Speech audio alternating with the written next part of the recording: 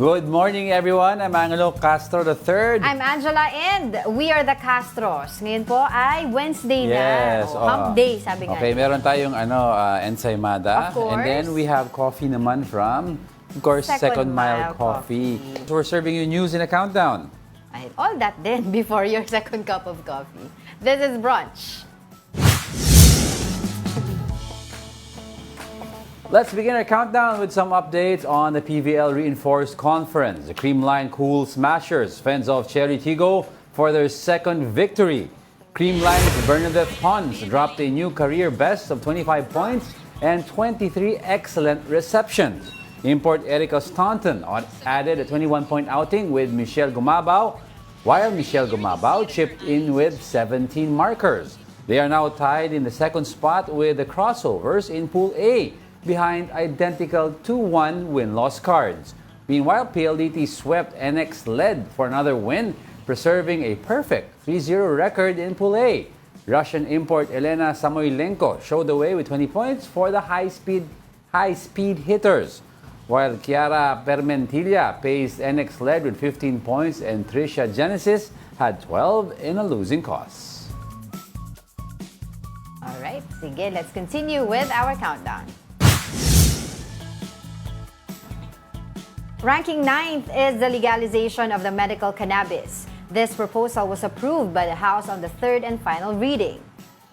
177 lawmakers voted in favor of the Access to Medical Cannabis Act, while 9 voted against it and another 9 chose to abstain. If enacted into law, the Medical Cannabis Act will lead to the creation of Medical Cannabis Office. It will be the primary regulatory body for medical cannabis. In relation to this, the Philippine National Police has burned 1.2 million pesos worth of marijuana plants in Balamban, Cebu. Authorities conducted this yesterday at Barangay Bayong.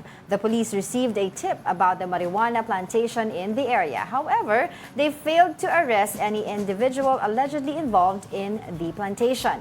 A week before this, the police also burned 1 million pesos worth of marijuana in Balamban. Teka muna. Ito akin lang Nakita ko yung video Tsaka yung photos. Nagsunog ka ng marijuana. Actually, kasi You smoke the plant, you get high. You burn the plant in front of you.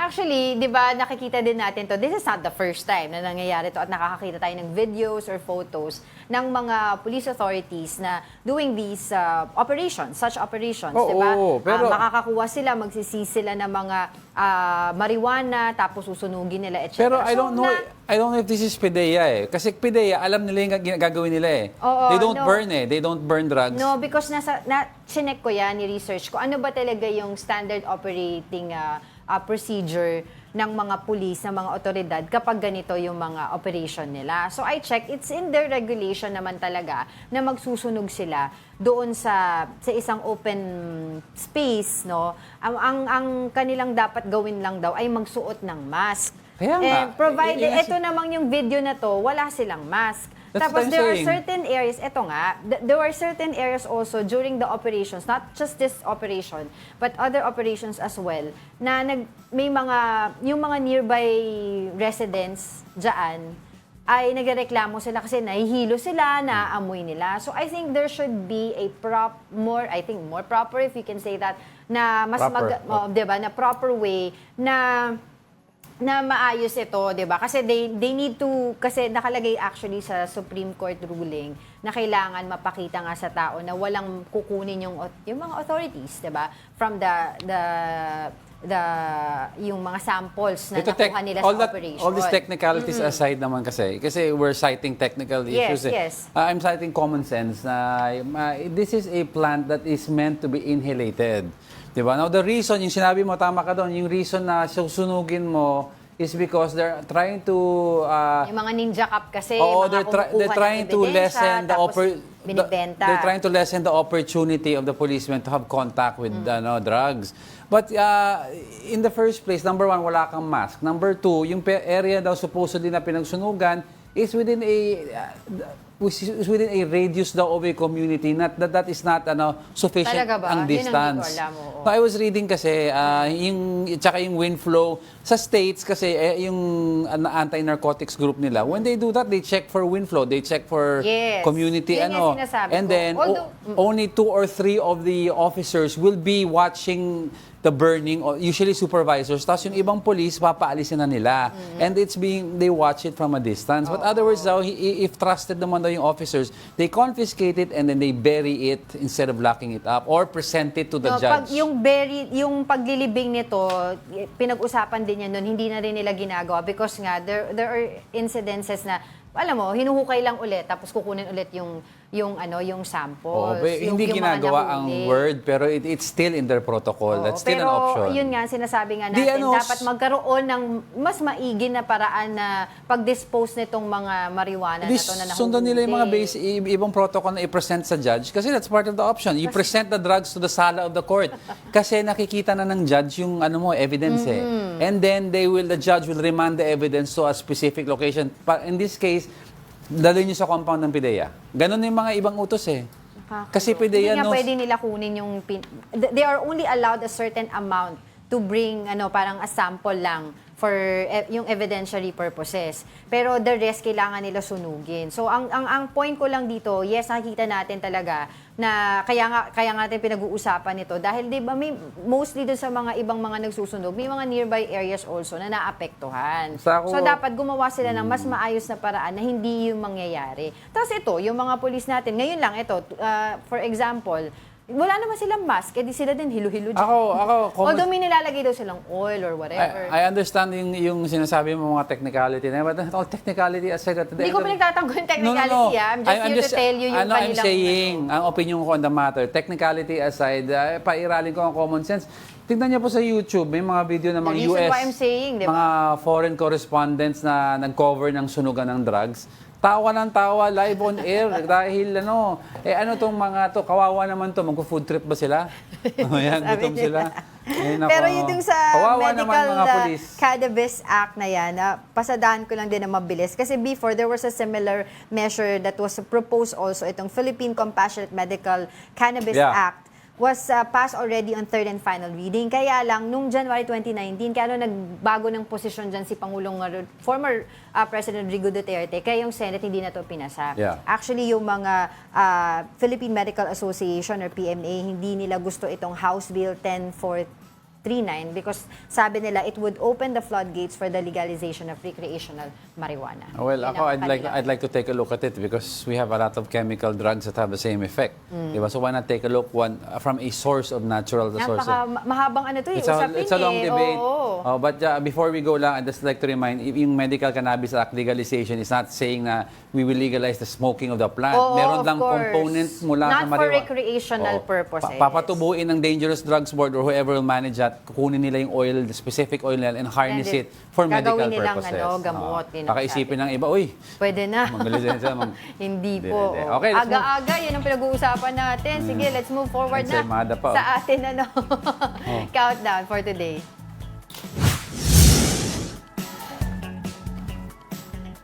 Sizzling at the 8th spot, senators questioned the Finance Department's order to transfer PhilHealth's unused 90 billion pesos funds back to the government. Senators Bongo and Raffy Tulfo said it would be better to use the funds to lower the premium fees or improve the coverage of members' benefits. In Defense Finance Secretary Ralph Recto said the unused funds came from the government subsidies. Recto also disclosed that PhilHealth has a 500 billion pesos benefit chest fund. May akusasyon na dahil dito, simot ang pera ng PhilHealth, magiging bangkarote daw ito. Hindi po, may natitirang 500 billion benefit chest fund ang PhilHealth. Ang laki pa pala ng pondo ninyo, tas bunot sila ng bunot. Alam mo, 1,200. I agree with you po, 100%. In fact, we at PhilHealth, upper management, will recommend to President Marcos that we bring down the premium rates. Ako mahaba-habang usapin yan. Noon pa yan natin. Kaya nga sabi ko nung nag-cover kami ng zona noon ni Pangulong Bongbong Marcos 2 weeks ago, a week ago. Diba sabi ko, bakit hindi niya binanggit itong tungkol dito sa PhilHealth na to? Dahil malaking usapin ito. Dahil we're talking about billions of pesos. At kung tama ba yung ginagawa nila. Of course, the Department of Finance would always say na tama in accordance with the law yung kanilang ginagawa through the General Because Appropriation Act. hindi daw budget ang binigay doon. That was from subsidies, supposedly.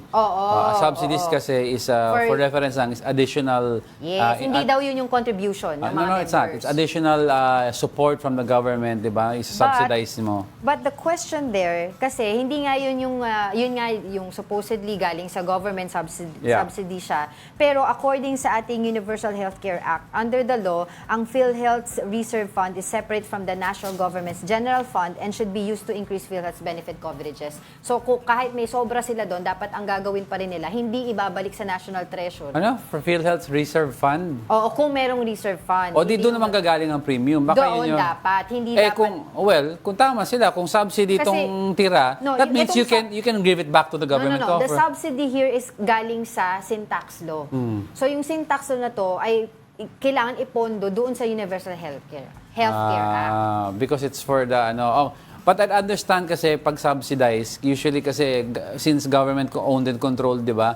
Tapos may private part to. Yung subsidy kasi, if I invest in something, I subsidize something. In return, ang kukunin ko yung interest. So, kung ganun nga, dito pero yan, hindi mali, nga, okay. Mali. Kasi yung sinasabi nila, even if this is not directly from the contribution of the members, this is from the subsidy of the government, galing sa sin tax law, na kailangan itong sin tax law na to ay ipondohan itong Universal Healthcare Act. Then we are also been talking about this na yung ang daming mga utang ng PhilHealth sa mga private hospitals hindi nababayaran sa mga doctors at yung mga expansion ng mga healthcare programs sila. Tapos yung ang pagpapababa dapat ng mga rates ng contribution. I'd like to ask DOH also, lastly before we go, I'd like to ask DOH, kasi since galing sa sin tax law to, under the sin tax law kasi, they also fund programs within the DOH.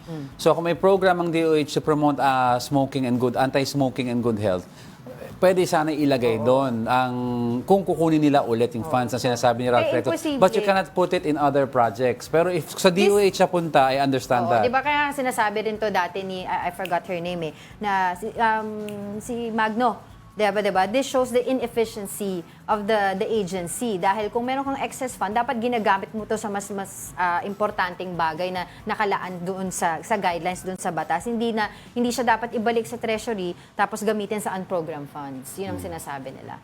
So, anyway, we'd like to even hear... if sabihin mo pa na legally okay siya, pero parang morally, parang matatanggap mo But ba you're not bound by moral clauses naman sa government. Pero ako, at the end of the day, hindi mo dapat pinapakialaman yung PhilHealth to fund unprogrammed funds.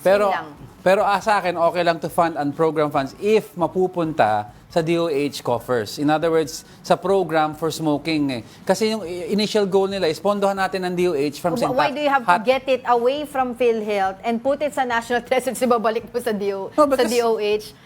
Because DOH also has their own programs like let me finish. DOH has their own programs for cancer patients who don't have coverage of PhilHealth kasi wala tayong universal healthcare. So in the meantime, you can ask for help. What do you mean wala tayong universal? Walang general universal healthcare for cancer. In other words, there are specific medicines na kino-cover lang ng PhilHealth, di ba? Meron yung immunotherapy is not fully covered. May specific cases yan. At alam ko DOH experimentally volunteers could be pero subsidized. Pero okay sa'yo na magkuha sila ng pera? No, as in within legal means okay. Kaya nga ngayon nagkakaroon ng... Hindi ko sinabi okay kumuha. Ang sabi ko within legal means if it's within legal bounds. Yan ang sasabihin nila legality. I'm not saying based on interpretation. I'm saying pag dinala sa korte at sinabi ng korte legal, then so be it. Yun kaya yung mga ko. sinasabi ng mga members dyan, do not touch our contributions. Alright, sige, coming up. President Bongbong Marcos meets with the two top U.S. officials. And what did they discuss? And drug war suspects have reportedly been placed under the Interpol Blue Notice list. Mainit ang diskusyon natin. Nagpawis po yung kiligili. Umaga, hinaaway ako ni Angel eh. Yun siya inaaway. We are just getting started mga kapatid. More of our top 10 news when Brunch returns. Keep it here on One News. Good morning. You're still watching Brunch here on One News. O, yung Wednesday po ngayon. Yung mga nagtatanong sa Facebook tsaka YouTube, tama po kayo, may Olympics po nangyayari dito. sabi ni Gabriel Romero, parang sa Olympics lang, punch and counter-punch ang mga Castro. Pero alam mo naman, at the end of the day, hindi mananalo si husband kasi the wife is always right. Oo. Pero ngayon pala, nakita ko sa Facebook memory ko, 2 years ago, July 31, 2022, ito yung araw na namatay si former President Fidel V. Ramos. So, 2 years na siya ngayon. 2 years na ba yun? Namatay. Oh, I remember that kasi medyo bago-bago pa tayo dito sa Signal family. When that news came in that he had passed, one of the icons of Philippine democracy noong 1986. Hello, fellow Tigers. Former general. Not only that, the guy who never smoked his cigar but always bit it, tas laing tumatalon. And I remember kahit nung 70s na siya, tumatalon pa rin, di ba? Galing ni... And ano siya, addict sa pagbabasa din, sa books. Of course, very intelligent. Very intelligent. Batiin ko lang itong nandito sa YouTube natin, si Mark Santiago, si Gabriel Romero, si Gary Co, si CJ Tan, si Ronald Maxtay, good morning, siya si Gina Villa, and of course si Tita Daisy Cancio, di natin nabati siya kahapon. Oy, Tita Daisy, hello. Yung sagot niya kung ang tanong, doon sa tanong mo, kung ang coconut ba ay fruit or not. Sabi niya fruit. Ang Yun ang tanong kanya. ko, sino po, kung kayo ang judges sa Olympics, sino nanalo ng boxing dito? Sa amin. Okay. Mamaya, marami pa tayong mga pag-uusapan na mainit-init. Yung Facebook, batiin mo na rin. Sila Mina Banyales, Mamaya si nagulang. Ralph Domingo, Mig Sebron, Alex Fuentesen, si Sam Pokemon Go, of si Gary course. Field. Alright, Okay. let's continue with our countdown.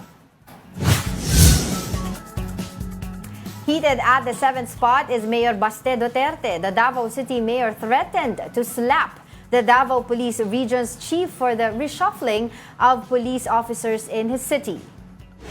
Mayor Baste launched tirades against Police Brigadier General Nicolas Torre III. He questioned Torre's credibility as a police chief and said the move to reshuffle the police officers was disrespectful to his authority. May sa paon yung tawhanan, kita sa paon yung nakunin. Pag mo palang niswap, paon yung nakunin po. Torre said Mayor Baste is not worth responding to. He added that to be threatened is one thing, but to actually do it is an entirely different thing. Medyo malaman yun, Malaman yun, Malaman yun. Alam mo kasi, hinahamon ba niya? historically, yung mga Duterte clan, they're very anong tawag nila? Iron men. Yes. Iron men ang the way they tackle their politics, di ba? So the son is of course very likened to his father. Diba? So, yung the way he, yung rhetoric, ang tawag nila, rhetoric ba? Oo, rhetoric. Yung rhetoric niya. Ganun talaga sila. Pero ang sabi Tsaka, di ba, if you can remember, during the Duterte's administration, talagang very, kumbaga, ano man tawag din, very close ang relationship niya with the police at saka soldiers. It's because parang at that time, yung mayor had the appointing power kasi sa mga sundalo, di ba? Pero ngayon parang DILG ata ang nag-a-assign for some area. So, si Mayor Baste ata had no hand in picking yung hepe ng Davao City Police, kaya kaaway niya siguro ngayon to. Oo. So, pero yun nga, medyo maanghang-anghang yung mga palitan ng ano na yan.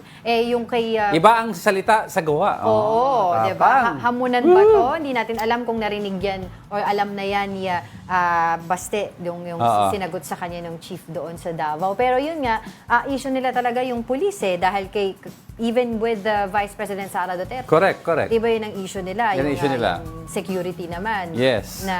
Pero feeling ko din na divert lang to ni Vice President Sara Duterte yung usapin Ayoko naman gano'n. Doon sa pagkawala niya during the bagyo, di ba? Yeah. Kahit na ba sabihin mo pa na nandiyan dyan yung team mo in place, na nasabi mo na lahat ng dapat gawin, iba pa rin yung, di ba, true leadership na pangpapakita ka nandoon action. Sa action na. Correct. In times of need. But okay, let's continue with our countdown.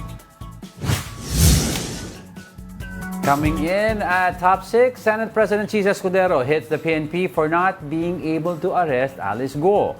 Escudero says it's a shame for police force that the suspended Bamban mayor is still at large. Guo has been ordered arrested by the Senate after her failure to show up in hearings. Despite this, Escudero says there's no need to reduce the budget for the PNP and NBI. Nakakahiya, kahiya-hiya para sa PNP na hindi magawa ito. Lalo na nandito pa naman daw sila sa bansa ayon sa Bureau of Immigration. Meanwhile, Senator Joel Villanueva has filed an anti-POGO bill to lock in President Marcos's POGO ban. This aims to revoke and cancel all POGO and other related licenses issued by PAGCOR. It would also effectively repeal Republic Act 11590 or the act taxing POGOs. Okay, the good move yan kay Senator, I-filing that bill. It's to ensure talaga na walang gray areas of allowing IGLs or POGOs to exist anymore. Tsaka ang ano nila dyan is baka mamaya, let's say for example, okay, ngayon sa Marcos administration, wala. Pero pag nagpalit ng presidente, Order. baka maibalik. So magandang gawing batas na. Kaya magandang, to repeal. To repeal, oo. Kaya maganda yung ginawa niya is because pwede i-argue sa next, kunyari lang, hypothetically sa next presidential administration, sasabihin nila, let's bring back POGOs because there wasn't really an order to totally ban them. Number two, there's a provision in the Constitution, di ba, may bill na na-file that allows taxing. That means if you have a bill that says you can tax POGOs, that means pwede natin ibalik. Diba? So, kaya, tama naman yun. Para tama, this is a good move to clean all avenues, to pave the way for a clean and total ban na hindi na per administration ang directive. Yung sinabi ni Senate President Chis Escudero, nakakahiya. Hindi pa rin nahahanap hindi pa rin naaaresto si suspended mayor Alice Guo. Pero I agree with SP Cheese na wag naman tanggalan ng pondo yung kasi PNP. may panakot si Senator Jinggoy. Hypothetically kasi, 'di ba, kung kunyari you own a company, may weak department ka, mahina ang department mo, hindi mo tatanggalan ng pondo yung mahinang department. Dadagdagan mo pa ng pondo, pero titignan mo sino namumuno na pumalpak. Yun ang ayusin mo. Tanggalin mo yung department head na pumalpak, pero you infuse money for improvement, di ba? Tama naman yung point ni SP Cheese doon. Pero oo nga naman, di ba, hanggang ngayon hindi pa nahuli. Pero may isa pang hindi din She was nahuli. cited. There was report she was cited in the Bulacan area. Para kaya doon nagalit sa ibang senador. Nakita nyo pala eh. Bakit di nyo hinuli? Ba't di nyo hinuli? Sino nakakita yung PNP din? I don't know. Basta may report na I heard it sa radio na na-cite siya. But no action was taken. Dapat na picturean or na videohan. Kung tayo kaya makita natin. Paparazzi, di ba? Pero wait lang, eto hinahanap nila. Yung isa hinahanap ba din? Ang hirap hanapin ang hindi hinahanap. Hanggang ngayon yung si Pastor Tibuloy, hindi pa rin siya mahanap-hanap. Alright, let's move on na. Moving over now to our top 5. The Philippine Coast Guard maintains that the oil spill in Bataan is under control. The PCG says they did not see traces in other areas of oil during their aerial inspection on Tuesday. However, 5 barangays in Limay, Bataan have failed the water quality test for swimming, while fishing has been prohibited in 4 barangays in the said municipality. So far, 18 leaking valves of sunken empty Terra Nova has been sealed prior to siphoning operations. Meanwhile, authorities say it might take them 2 weeks to salvage another sunken ship in Bataan. Ano yan eh, di ba? Sinasabi nga natin kung hindi nila maagapan ito, this is going to be the largest, di ba? Yeah. Spill na talagang makaka-apekto sa maraming dito sa Pilipinas sa atin, di ba? Sa Philippine water natin. Yung isa naman na sinasabi, yung American sounding, ano pangalan nun? Bradley, yung Bradley, parang industrial diesel naman. So, vessel siya, empty vessel. Parang yung industrial diesel naman kasi in-explain na ng PCG, it dissipates on its own because it is a light, it's a light fuel, it's a light gas.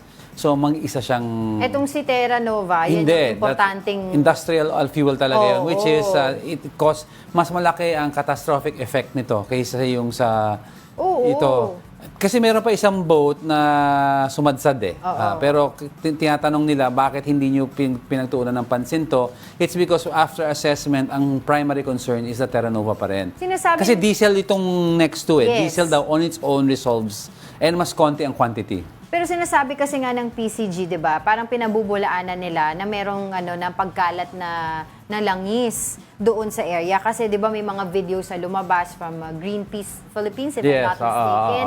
And yung mga, tapos yung pag na-interview mo yung mga residente doon, yung mga mangingisda, sinasabi nila na meron na silang nakita or affected na sila. Pero yung sa PCG naman, sinasabi nila, hindi naman daw. No, hindi verified. Hindi In other verified. words, because ang nakita sa mga pictures sa Greenpeace as oil sheen. An oil sheen can come from a bangka daw na several bangkas na dumaan, tapos magdi-dissipate ang sheen. Iba ang sheen sa slick di ba? So they will take samples na daw of that oil sheen kung saan na-report ng Greenpeace, and they will sample it if it is of the same match doon sa Terra Nova, kung doon ang galing. Kasi pwede hindi naman nanggaling doon Pwede hindi doon. May possibility. May possibility na nanggaling from natural pollutant from other sources. So, ang importante, ima-match nila. ang importante dyan, yung 18 valves supposedly na yung butas nga na nagli-leak yung oil ay natakpan na para makapag-proceed sila ng siphoning operation nila. Kailangan din yung valve ng heart ko takpan. Bakit? Wala stress ako sa debate sa'yo. Sa PhilHealth? Hindi mo na pinabigyan ng matanda. Hinayaan mo pa akong mag-high blood dito. Bakit? Oo, high blood ako sa'yo. Hindi, kailangan lang natin isa-isahin yung issue kasi para mas maintindihan natin lahat-lahat. Hindi, mali ka. Hindi dapat isa-isahin issue. Ano? Wala lang. Trip ko lang mangontra. Okay, wala na akong argument eh. Pero yun na, importante, lagi tayo nakaantabay dyan sa oil spill, sa possible na oil So, spill na yan. we We have a lot of fisher folks and mga apektuhan Yeah, and ng then livelihood supposedly we have 3 vessels now. Millions of We have pesos pag-usapan 3 natin. sunken vessels now, 'di ba? Yung Terra Nova, yung Bradley, and another one that recently na nakita. Pero maliit lang daw ang quantity, something like 18 barrels lang naman ng diesel. Oo. So, saka dapat malaman din natin kasi wala tayong makausap nga, 'di ba, after siphoning yung fuel na yon from empty Terra Nova, where will they put it? Yes, Paano? Tapos 'di ba, gusto nila kasi lumutang na yung sunken ship kapag na-siphon nila, where will they bring it, etc. So those are the operational procedures that we really need to know yung mga details on that. Alright? Okay. Sige, let's continue with our countdown.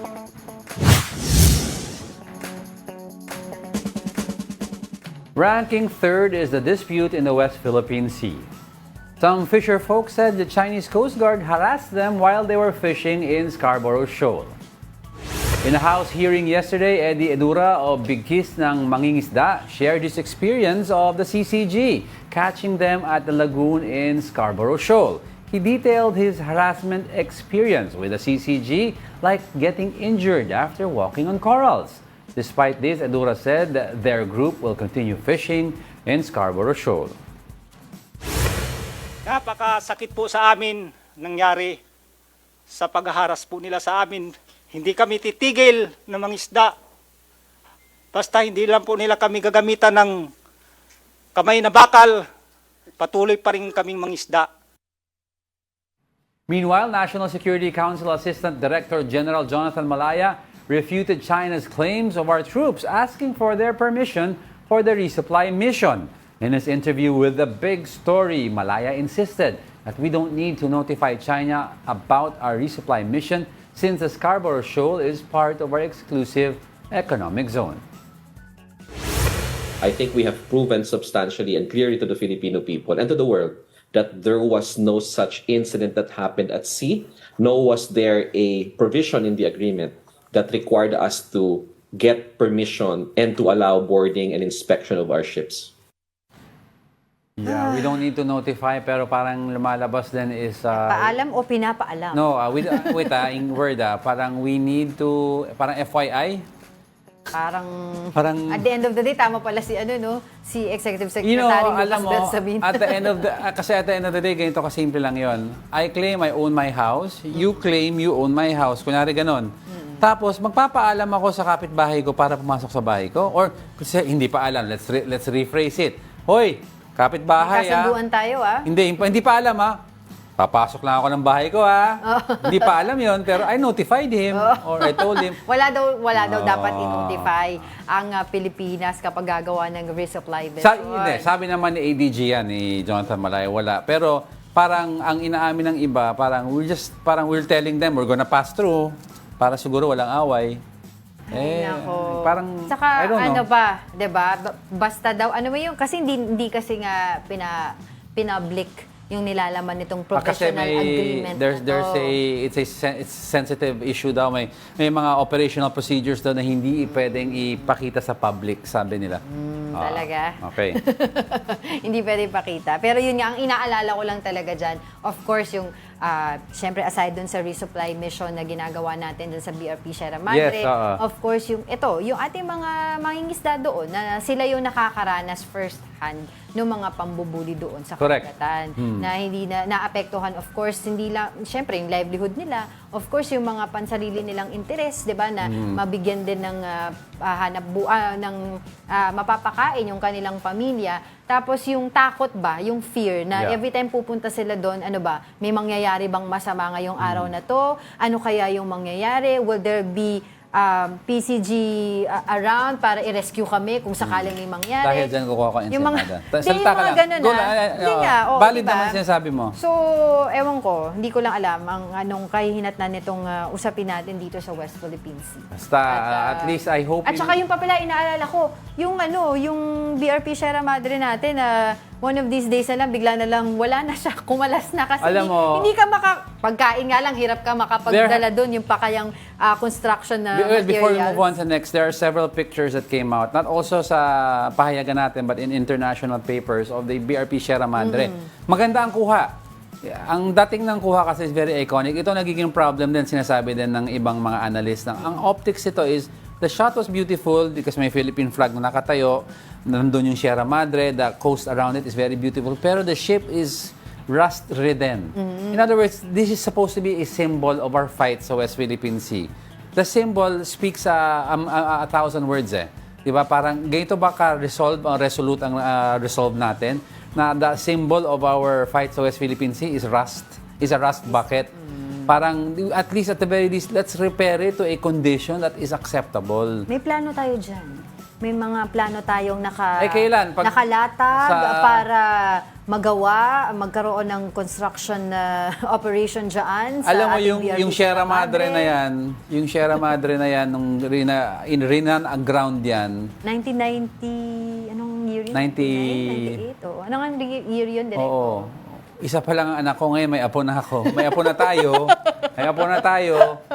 Hindi pa rin re-repair yung kalawang. Hindi ha. Alam mo, tumatawa tayo dito pero very serious ang usapin Ang niya. tawa nito is may poot sa puso. Hindi, tsaka tuloy ginagawang dahilan niya ng Chinese Coast Guard na para sila rin daw, di ba sinabi nila yun, magpa-file ng case na tayo actually yung gumagawa ng environmental damage by stationing that ship in Balita. Then let's not give them Kasi nga daw, rusty na, may apektado na. Huwag natin sila bigyan ng bala para puntiryahin tayo. Diba? Ayusin natin naman na pinturahan natin, palitan natin yung bakal. Magdala ako. Paano nga? Hindi nga, pagkain nga, hindi mo ba madala doon ng... O hindi mag-jet ski ako, may dalang corrugated roof sa likod. May 9, 1997. 1-year-old Nung pinadus doon, tama ba yung word? Wait, I will clarify. Wala pa akong anak nun. Sabi, 1997, wala pa akong anak. Ngayon may apo na tayo. Hindi pa rin naaayos yung barko. Oo. Pero apo mo, Char. Di ba ako lola, excuse me? Oo. Ang tawag nito? Oo. Love the interaction between the Castros. Bawal ang pikon, sabi ni Julius Manalo. Basta tagapagsanhan palaban, sabi ni Ronald Maxtay. Well, ang dami kong kakampi dito. Basta QC palaban din. Sabi Hindi lang tagapagsanhan ng palaban, pati Quezon City. Oo, nanonood din sa atin of course, si Mina Benyales and the rest of our Jessie Mendez family. It's dyan sa may cash and carry. Si Gina Santos, si VJ, si Tasha, si Barbara. Sino pa? Si Hener nanonood din yan sa atin. Si Dems Oliveros Good morning sa inyo nanonood din lahat. sa atin. Of course, si Ralph Domingo, Gary Field, and Sam Pokemon Go. Alright.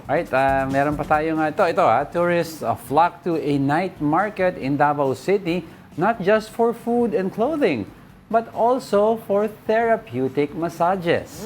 Para po bigyan ng mukha ang balita, Mobile Journal Francis Orsho.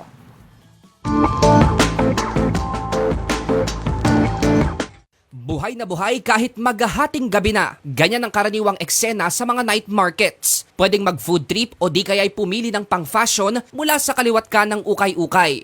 Pero ibahin nyo raw sa Rojas Avenue Night Market sa Davao City. Bukod kasi sa mga pangchibog at OOTD, meron lang naman silang aabot sa halos 100 masahista o massage therapists na nag-aalok ng affordable body massage. Para lang po sa mga tao na gusto magpa-relax po, in-offeran namin yung habang may waiting sila ng kasamahan nila. Ang massage na in-offer namin sa tao is yung Swedish Shiatsu massage at saka yung Pinoy Hilot Wellness. Patok na patok daw yan sa mga turistang dumadayo sa Davao City. Ang turista ngang si Ed na galing pang Maynila, pagkatapos kumain, hindi nagdalawang isip na subukan ang whole body massage. Di pa nakontento, sinubukan din ang bone setting o chiropractic adjustment para maibsan ang pananakit ng kasukasuan. Nakakaramdam ka ng ginhawa kapag ka minamasahe yung buong mong katawan. Mahuhusay sila actually. Siyempre, hindi na rin tayo nagpahuling ma-experience ang bone setting. Yan, and then push ko siya upward. Just loosen. Oh, eto.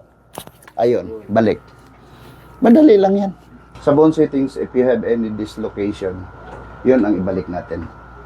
Para mag-normal ang functions ng lahat ng nerves. Ang kakaibang offer sa night market sa Rojas Avenue, nagsimula pa raw noong 2014. Pawang mga profesional ang mga massage therapist dahil sila ay TESDA accredited. Bahagi ito ng programa ng Davao City LGU para bigyan ng alternative livelihood ang mga Davaoeños. Kaya kung planong mamasyal sa Davao, isama na sa bucket list ang pagbisita sa Rojas Night Market para kompleto na ang travel experience na mabawasan ang stress sa pangangatawan. Mobile journalist Francis Orso po, hatid ang mukha ng balita. Maganda yan, yung mga nasa-stress sa mga gastos tsaka sa paglalakad sa shopping. Pwede magpamasahe doon, no? Oo. Si Francis pabanat ang buto. Dapat meron tayo dito habang nagbabalita dahil feeling ko atakin ako ng blood sa'yo. Bakit? Wala ko pang pakalma. Sabi ni Gary Field, my wife and I always compromise. I admit I'm wrong and she agrees with me. No. Diba? Pareho po Happy kami. Argument Day, sabi niya. Pareho kami ni Angel, ni Angela na hindi mag-a-admit. Para kaming ugaling abogado eh. Oo. Alright, madaming pa tayong pag-usapan. May dalawa pa. So let's get right to our next one. Going straight to our top two, U.S. Secretary of State Antony Blinken and U.S. Defense Chief Lloyd Austin paid a courtesy call on President Marcos.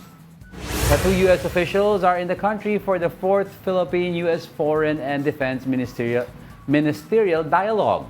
Marcos reiterated that the two countries' strong ties remain and the tensions with China in the West Philippine Sea.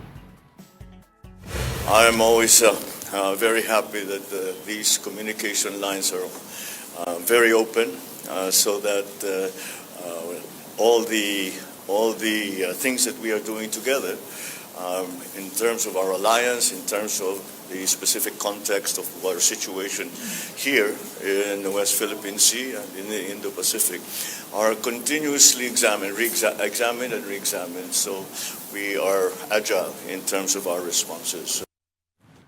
After stopping at Malacanang, Blinken and Austin proceeded to meet with Gibo Chodoro of DND and Enrique Manalo of the DFA. Here, Blinken said they are concerned over China's aggression, but Washington's support for the Philippines will continue. China must uphold its commitments to not obstruct the Philippines in their resupply missions. We stand by our ironclad defense commitment to the Philippines under the Mutual Defense Treaty.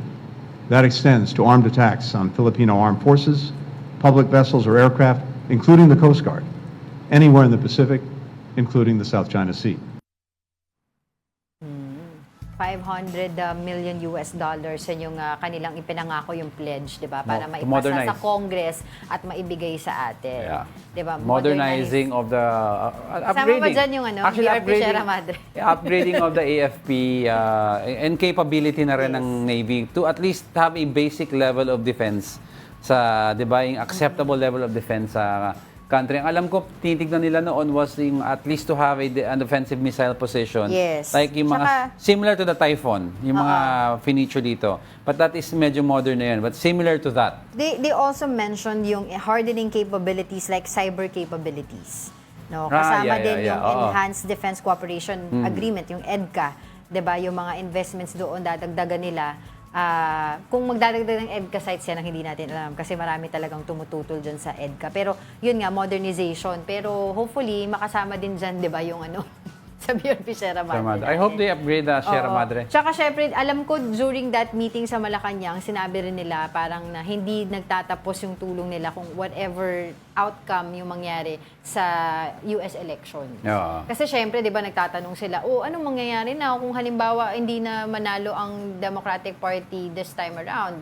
Diba? At manalo naman ng Republican, anong mangyayari sa Pilipinas? Diba? Actually, historically naman, magkaiba sila lang. I mean, yung mga agreements at saka mga yung funding na ito na gagawin No, nila, actually, yung I was saying historically magkakaiba nga ng foreign policy ang Republicans and Democrats, but you have to remember ang Democrats have already said in an interview na they may shift foreign policy but it's going to shift from Ukraine-centric and European-centric into Asian-centric, which means may Asian interest ng US if a Republican wins, diba? So if a Republican wins, that means more funding will come into different Asian countries. You have Malaysia, you have Japan, diba? And then strengthening of ties with Australia kasi nasa Asian grid yan and sa atin. Because may interest ng US of developing ties with this Indo-Pacific region. Actually, in fact, I was reading about it. Sabi nga ni President Bongbong Marcos, he was surprised by the visit of the two officials considering nga daw yung nangyayaring politics sa US. At sinabi sa kanya ni even si Blinken and si Austin, sinabi, we're more than allies, we're family. Yun ang sinabi. And syempre, may mga on the other side of the fence, like yung mga Makabayan Bloc, etc. They don't like this. And we all know naman kasi this administration has geared toward the West talaga, the US, diba? US-centric nga ang sabi nila when it comes to foreign policies. Unlike kay former President Rodrigo Duterte na galit sa US nung kanyang time. The Philippines naman, if you look at its rich history of occupation, diba? It's talagang nasa Western culture ang natin. We initially started off with Spain, diba? Spain now, it belongs to the European Union. And naman, Spain is medyong on the Western-centric side of culture.